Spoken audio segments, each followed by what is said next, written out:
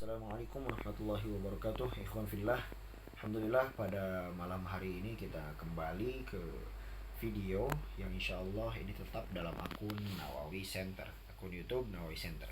Jangan lupa untuk tetap subscribe karena insya Allah kita setiap harinya akan menyajikan video-video yang bermanfaat, baik video motivasi ataupun video cara membuat ini dan itu insya Allah. Nah, pada kesempatan kali ini kita kedatangan seorang yang Masya Allah beliau hebat di bidangnya, dan nanti kita akan mendapatkan banyak motivasi dari beliau. Nah, mudah-mudahan teman-teman semua bisa mengambil hal-hal yang baik dari beliau dan kita membuang hal-hal yang buruk baik yang ada dalam diri kita maupun ada dalam diri orang lain, seperti itu. Ya, langsung saja kita akan berkenalan dengan Kang Dindin yang beliau nanti akan memperkenalkan siapa beliau sebenarnya, dari mana, apa pekerjaan beliau, dan apa motivasi yang mengangkat beliau seperti hari ini gitu. Oke, bismillah. Assalamualaikum Kang. Insyaallah. Waalaikumsalam warahmatullahi. Bisa dikenalin nggak Kang? Siapa nama antum dan lain-lain? Nama saya Dindin Wahyudin, tinggal di Tangerang, Banten. Pekerjaan tuh sebagai mekanik ya, Dalam bidang dalam bidang perawatan gedung. perawatan gedung. Jadi itu kerjanya gimana Kang? Perawatan gedung itu jadi kita bikin laporan pengecekan tentang AC, tentang pompa ya kan, distribusi air dan kelistrikan gedung. Itu dengan Pemda hubungannya atau justru swasta? Dengan swasta. Dengan swasta ya. Oke.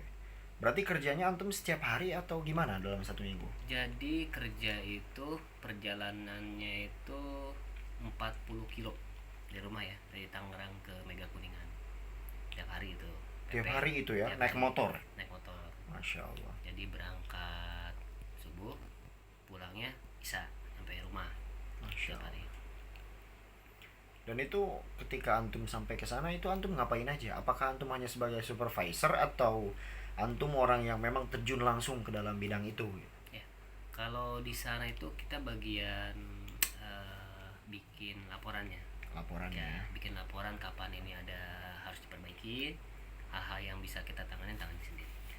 Terus itu yang dilayaninya seperti mall atau Apartemen. rusunawa? Oh, hanya apartemen saja. Hanya apartemen saja. Berarti jika seperti itu banyak apartemen di daerah antum, berarti ya, daerah sana. Betul. Masya Allah. Dalam satu minggu itu bisa berapa apartemen kira-kira yang biasanya datang? Enggak, itu satu apartemen. Oh, satu apartemen. Kita yang perawatannya di situ. Oh, hanya satu apartemen Satu saja. apartemen saja. Oh, Masya Allah. Jadi ibaratnya ada kerusakan Betul, AC, kerusakan AC-nya. apapun pasti antum yang bertanggung jawab gitu ya. Betul. Oke. Nah, dengar-dengar dan saya juga sempat lihat di Facebook antum itu bergerak dalam bidang fasdu sekarang. Fasdu, bekam dan lain-lain ya, atau Totok hanya pungu. fasdu, totok pungu yang berarti tiga ya. Tiga. Ini gimana ceritanya gitu? Antum kok bisa yang dari seorang mekanik, maaf ya dalam artian antum setiap bulan gaji sudah ada gitu. Iya. Apa sih yang membuat antum ingin terjun dalam bidang tersebut? Jadi kalau dalam bidang kesehatan ya, Ya. yang memotivasi itu sebetulnya orang tua. Orang tua. Jadi orang tua tuh sakit. Ya.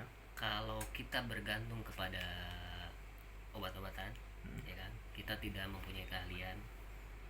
Jadi kalau saya lihat metode-metode yang dipakai terapi, ya kan, herbal, itu kan saya pengen mendalamin, ya kan. Jadi pada intinya sih untuk pertama untuk orang tua sakit, ya kan. Terus setelah saya belajar beberapa teknik pengobatan ya, di fasdu, bekam, dan toto punggung, itu alhamdulillah banyak dari keluarga testimoninya merasa ada manfaatnya, ada perubahan. Ada perubahan ya. Ada perubahan. Istri saya yang satu tahun sebetulnya tidak ada siklus bulanan, itu kalau berobat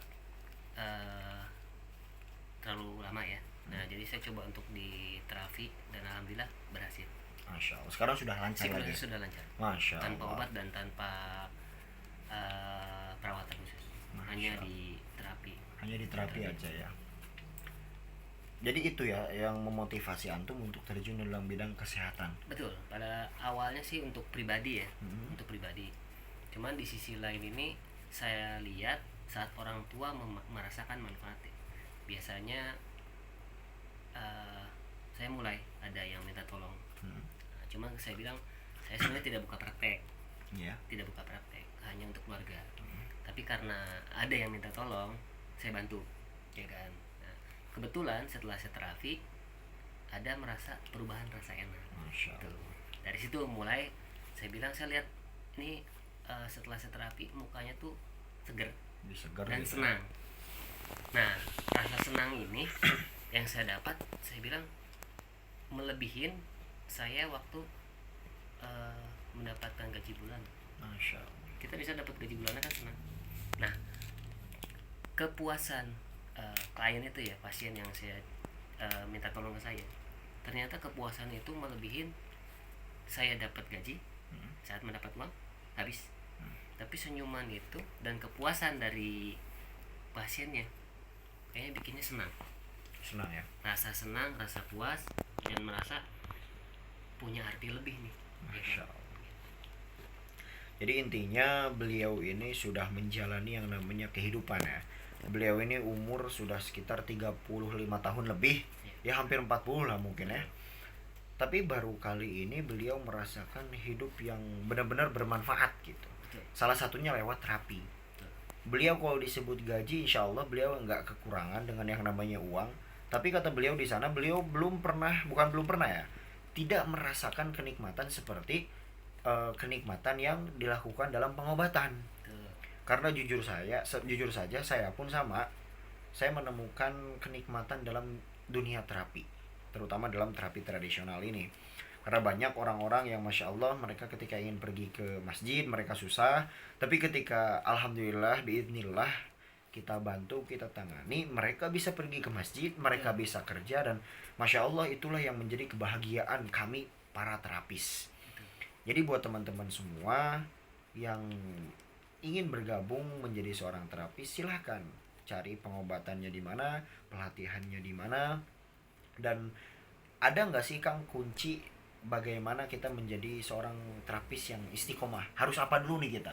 Apakah harus niat dulu, kemudian niat ditambah apa gitu supaya kita istiqomah, kita enggak duniawi gitu kan? Ada nggak sih trik-trik dari Akang sendiri? Kalau saya pribadi kan, pertama Ya. saya mewakafkan waktu saya sebenarnya kan, Ya. waktu di luar jam kerja, Ya. ya kan. Nah, waktu luang itu saya isi dengan bagaimana saya membantu masyarakat, terutama umat ya. Ya. Jadi ada contoh kasus yang saat saya tanganin, beliau si kepala tuh berat. Jadi kalau mau pergi ke masjid itu katanya berat ya kan. Setelah saya terapi satu kali, beliau berasa Enak. mukanya cerah. Saya bilang itulah, di situ motivasi saya bilang ternyata kontribusi saya lewat terapi ini berdampak besar untuk orang bisa beribadahnya lebih lancar. Jadi kalau motivasinya, apakah di sisi lain ya, lain kita merasakan kepuasan ya, merasa rasa nyaman saat orang tersenyum, saat orang dari awalnya ada beban, tiba dia tersenyum bahwa bebannya sudah hilang, terasa beban kita juga hilang. Nah, kalau misalkan materinya kan namanya perjalanan memerlukan ongkos, berarti peralatan terapi harus membeli juga kan, banyak peralatan kan. Nah, di sisi itu yang saya bilang, saya selain mewakafkan waktu saya, juga uang saya. Ya, betul. Jadi uang saya juga saya wakafkan di situ. Saya murni ya, saya sampaikan bahwa inilah yang saya titipkan, ya kan. Titipkan harta saya, kemampuan saya, walaupun tidak seberapa, tapi minimal ternyata investasi ini yang lebih rasa manfaatnya besar buat mereka. Mungkin saya investasi yang saya itu mungkin habis 20-50 ya, tapi harga yang didapat, kepuasan saya melebihi itu. Oke, jadi intinya untuk menjadi terapis, trik dari antum adalah pertama niat kan. Betul. Yang kedua jangan banyak hitungan. Betul. Dan yang ketiga mungkin untuk menjadi seorang terapis harus ikhlas dalam segala hal. Seperti itu. Yang terakhir adalah tawakalkan kepada Allah apapun yang akan terjadi. Betul. Karena mungkin ketika niat kita baik, Allah akan pertemukan dengan orang baik pada waktu yang baik dan semua serba dalam kebaikan. Betul. Tapi ada syaratnya apa Kang? Caranya harus baik gitu. Karena ternyata cara yang baik tentu akan melahirkan sesuatu yang baik juga. Jadi buat teman-teman ya yang punya keinginan untuk menjadi lebih bermanfaat, yuk kami para terapis terutama mengajak teman-teman semua, yuk kita gunakan waktu kita gunakan umur kita gunakan waktu yang telah Allah berikan untuk terus bermanfaat kepada umat, berbakti kepada umat, dan mari kita sama-sama berkolaborasi. Kita kurangi kompetisi yang tidak sehat. Kita hari ini kita kolaborasikan, umat butuh kita, masyarakat butuh kita semua, dan tentunya ini semua atas izin Allah Subhanahu wa taala. Nah, jadi sekali lagi ayo semangat para pemuda, jangan sampai menyerah pada keadaan seperti hari ini yaitu corona, jangan menyerah. Karena insya Allah Allah sedang memberikan pendidikan kepada kita semua. Bagaimana kita bisa bertahan hidup dalam keadaan sulit, bagaimana kita bisa kreatif dalam keadaan yang mungkin bagi sebagian orang ini sangat sulit ya Kang untuk dihadapi. Itulah adilnya Allah. Ketika dulu kita diberi kenikmatan, hari ini kita diberi kesulitan. Untuk apa? Supaya kita lebih kreatif, supaya kita lebih bersyukur atas apa yang telah Allah berikan kepada kita semua. Nah, mudah-mudahan dari video ini ada manfaatnya. Terima kasih nih Akang. Alhamdulillah saya bisa bertemu dengan beliau yang mana dari dulu baru bertemu hari ini. Kita sudah kenal lewat Facebook, lewat WhatsApp, lewat Messenger kita kenal, tapi ternyata baru bertemunya hari ini gitu. Itulah karena niat saya, niat beliau baik. Alhamdulillah Allah mempertemukan kita berdua sampai bisa sharing pada malam hari ini. Nah, kami insya Allah dari Mustika Jaya Bekasi hari ini mudah-mudahan ada manfaatnya. Billahi taufiq wal hidayah. Wassalamualaikum warahmatullahi wabarakatuh. Jangan lupa subscribe, oke? Insya Allah.